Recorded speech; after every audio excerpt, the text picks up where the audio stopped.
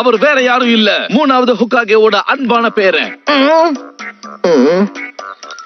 உண்மை தெரிஞ்சதும் மத்தவங்கள போல இவனும் பயந்துட்டான். நான் யாருங்கிற விஷயம் தெரிஞ்சிருச்சுல, இனி கண்டிப்பா என் மேல கை வைக்க மாட்டான். என்ன தெரு முழிக்கிற? வந்த வேகத்துக்கு நான் அடிப்பேன்னு நினைச்சேன். மூணாவது ஹோகாகே என் தாத்தானு தெரிஞ்சது இப்ப உனக்கு நடுங்குது இல்ல? நீ யாருடைய பேரனா இருந்தா எனக்கு என்ன? இந்த வாங்கிக்க. ஜெயிச்சிட்டேன், அதனால நீங்க எனக்கு ராமன் வாங்கி தரணும்.